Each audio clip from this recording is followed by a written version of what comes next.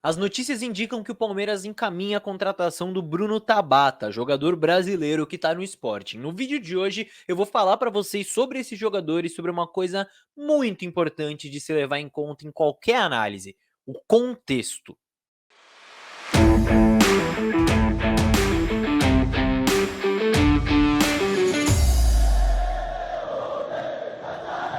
Salve, salve você que acompanha a Análise Verdão aqui no YouTube, meu nome é Leonardo Suzuki, sejam muito bem-vindos a mais um vídeo, é isso aí, bora falar sobre Bruno Tabata, jogador que tudo indica que será o novo reforço do Palmeiras, certo? Vamos falar sobre essa possível chegada e sobre alguns pontos que às vezes ficam perdidos nas análises que são feitas por aí. Vocês sabem que para mim seria muito fácil se eu simplesmente assistisse um vídeo de highlights dele aí, né? Aquele highlight onde todo mundo é craque e viesse aqui para falar para vocês, mas vocês sabem que aqui o conteúdo é diferente, a gente gosta de falar com profundidade, gosta de falar com embasamento, então no vídeo de hoje tem bastante coisa interessante para eu passar para vocês, pensando talvez um pouco com a cabeça do Palmeiras ou com a cabeça do Abel, por assim dizer, enfim, vamos falar muito de contexto, fica por aí que eu te explico tudo. Antes, claro, só peço para você se inscrever aqui no canal, certo? Vamos bater os 50 mil inscritos logo, logo. Chegamos à marca de 60 mil seguidores lá no Twitter recentemente. Então, vamos bater os 50 mil aqui no YouTube também. Inscreva-se se você ainda não é inscrito. Se você já está inscrito, deixa o likezinho já no vídeo, para esse vídeo chegar a cada vez mais palmeirenses, cada vez mais gente conhecer o nosso trabalho por aqui. Fechou? Então vamos lá, rapaziada. O Bruno Tabata é um jogador de 25 anos, canhoto, que saiu aqui do Brasil muito cedo, né? Ele jogou nas categorias de base do Atlético Mineiro, mas saiu muito cedo. Foi para Portugal, teve uma época que jogou no Portimonense, que é um clube um pouco menor de Portugal. É um jogador que teve ali uma sequência na carreira que é muito parecida com muitos brasileiros, né? Saindo do Brasil, vão para um clube menor em Portugal, se destacam nesse clube menor e são contratados por um dos três grandes clubes aí de Portugal, né? No caso, ele foi contratado pelo Sporting. No Sporting ele já desempenhou diferentes funções, né, nessas 2 temporadas que ele tá no clube, mas na maioria das vezes era um jogador que vem da direita para dentro, certo? Que começa aberto, mas joga mais trazendo por dentro. Eu vou explicar tudo isso para vocês daqui a pouco, porque tudo entra nessa questão de contexto. Mas antes de entrar nesse contexto do Sporting, é importante a gente entrar no contexto do Palmeiras, do elenco do Palmeiras, para entender por que, que o Palmeiras está indo buscar essa contratação. Então, para isso, eu escalei aqui no campinho esse que seria aí na teoria o time titular do Palmeiras, atualmente com todos os jogadores disponíveis. Vocês estão carecas de saber, eu já expliquei que o Palmeiras, quando ataca, não ataca nesse 4-2-3-1, né? Um lateral sobe, o outro desce, o Marcos Rocha faz a saída em 3, aí um ponta vem para dentro, enfim, vocês sabem de tudo isso, mas para poder facilitar aqui, para a gente observar melhor as opções, eu vou tratar esses 4 da frente aqui como um quarteto, simplesmente para facilitar a visualização. Então até dei um zoom aqui, tirei os outros jogadores das outras posições para a gente focar nesses jogadores de meio para frente, nas opções que o Palmeiras tem, porque na teoria esses 4 são os titulares, certo? E aí o Palmeiras tem pra esquerda aqui, né, jogando pela esquerda, o Wesley é um cara que é uma opção mais para jogar pela esquerda e o Breno Lopes uma opção para jogar mais pela direita, certo? Até porque o Palmeiras não tem mais o Veron, que já foi para o Porto. E de centroavante aqui a gente tem ainda as opções do Navarro, do Merentiel e do Lopes. Claro, jogadores de características diferentes, eu não preciso nem falar isso aqui para vocês, né? Vocês estão entendendo. E o Rony pode ser uma opção também para os lados do campo. Agora, o que, que acontece, né, quando a gente olha para esses 3 jogadores aqui, né, excluindo esses centroavantes, porque tem bastante opção aqui para jogar como centroavante agora que o Palmeiras contratou os 2 gringos. A gente tem Wesley e Breno Lopes como substitutos imediatos e a gente sabe que o nível ele decai. Claro que nenhum jogador vai jogar tão bem quanto o Dudu aqui,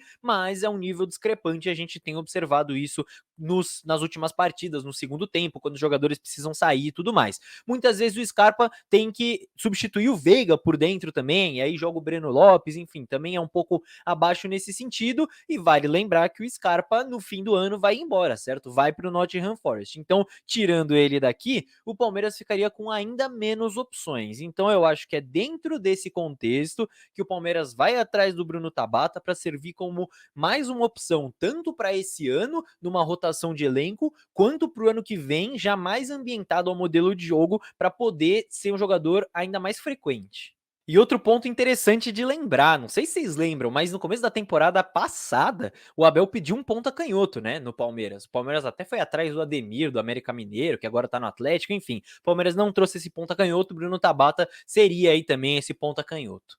Agora, vamos para o contexto do Bruno Tabata no Sporting, porque isso é um negócio muito importante de ser falado, rapaziada. Porque é o que eu falei, eu poderia pegar vídeo de highlight para fazer análise para vocês, mas vendo isso a gente não consegue olhar para o todo. E vamos concordar aqui, concorda comigo que dependendo do time em que o cara joga, dependendo da maneira com que o time ataca, por exemplo, o cara ele pode ser mais potencializado, ele pode jogar de uma maneira, ele pode jogar de outra, ele pode se posicionar de um jeito, ele pode ter ação limitada a tal momento. Enfim, tem muitas variantes de acordo com o modelo de jogo de cada time. Então é muito importante levar em conta o contexto de cada equipe para observar uma contratação. E é isso que a gente sempre tenta trazer aqui para vocês, contexto. E por que eu acho ainda mais legal de falar sobre isso aqui? Porque o técnico do esporte, o Rubem Amorim, aí agora eu vou dar uma opinião, tá? Para mim é um dos melhores treinadores do futebol europeu, tá? É um cara que é jovem, que tá fazendo um dos seus primeiros trabalhos lá no Sporting, ganhou a Liga de Portugal com o Sporting depois de muitos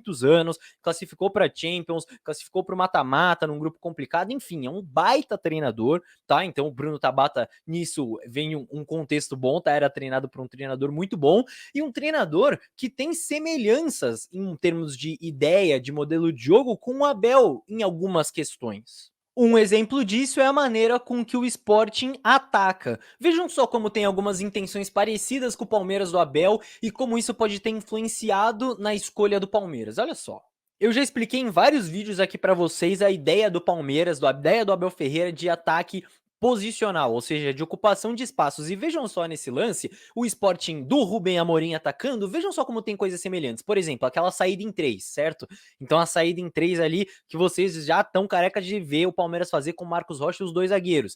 Dois volantes à frente, certo? Um pouco mais recuado no Palmeiras é o Danilo e outro um pouco mais à frente no Palmeiras é o Zé Rafael. Então, uma ocupação de espaços um pouco semelhante. Além disso, uma coisa que o Palmeiras faz em muitos momentos, 3 jogadores por dentro, trocando bastante de posição, uma coisa que o Sporting do Rubem Amorim faz muito também, 3 jogadores ali por dentro, trocando de posição, sejam 2 meias e um atacante, ou 1 meia e 2 atacantes. O Palmeiras faz muito isso quando, por exemplo, o Dudu e Veiga jogam por dentro, o Dudu e Scarpa jogam por dentro, quando joga o Rony com mais um centroavante, enfim, muitas movimentações nesse sentido do trio. E outra questão também muito importante nessa ocupação de espaços e que vocês veem direto no Palmeiras, são os 2 jogadores bem abertos, a famosa amplitude, né? 2 jogadores bem abertos para tentar abrir a linha de defesa do adversário, certo? No Palmeiras pode ser o Dudu por um lado e o Piqueires do outro, o Scarpa por um lado, enfim, tem várias variações, mas vejam como tem algumas intenções parecidas.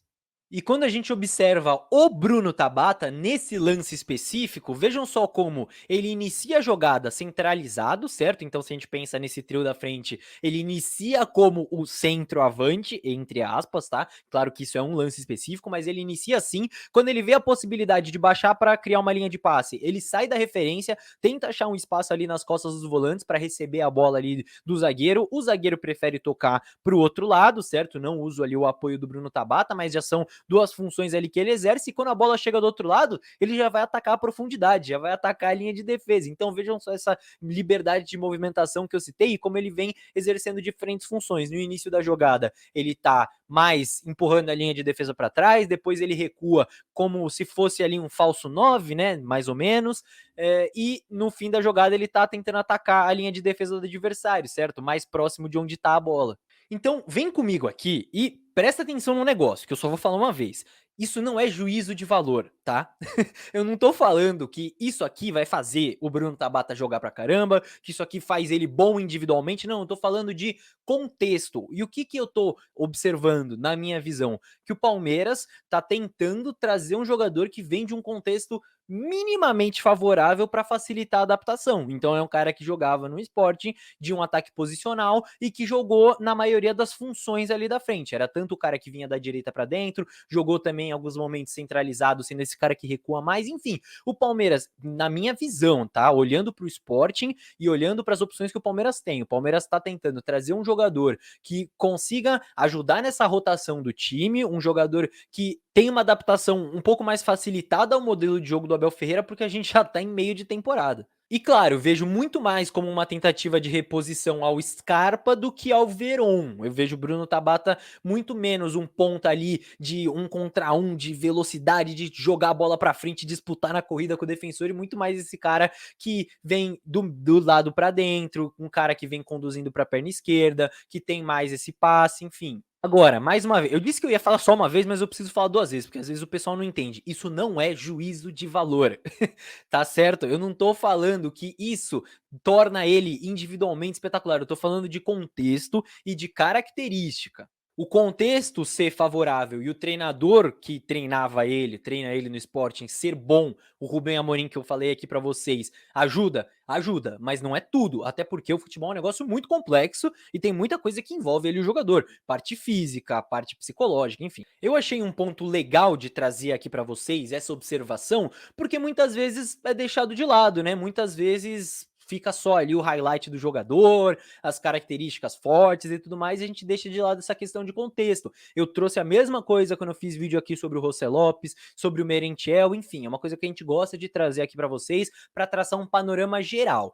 Agora, falando especificamente sobre o Bruno Tabata, sobre o jogador, a nossa equipe de analistas do canal, porque não sou só eu, tem mais gente que me ajuda, já está assistindo aos jogos do Bruno Tabata no Sporting para poder preparar um vídeo completo das características do jogador, dos pontos fortes e dos pontos fracos. Então este vídeo pode ter uma parte 2 se você quiser. Eu quero saber nos comentários, então comenta aí se você quiser uma parte 2. Se você quiser, eu faço um vídeo aqui, aquela análise tática completa do jogador, do encaixe dele no Palmeiras do Abel, onde ele vai jogar, no que ele ajuda, no que ele precisa evoluir, enfim, aquele negócio que vocês já estão acostumados. Se você não sabe como funciona, é só entrar na playlist de análises de reforços, porque todo reforço tem uma análise completíssima para vocês. E claro, se você quiser mesmo esse vídeo, além de comentar aqui, por favor, inscreva-se no canal, nos ajude a bater essa marca de 50 mil inscritos, e se você tá aqui comigo até agora, deixa o likezinho, que eu tenho certeza que você curtiu, ou pelo menos ficou interessado, enfim,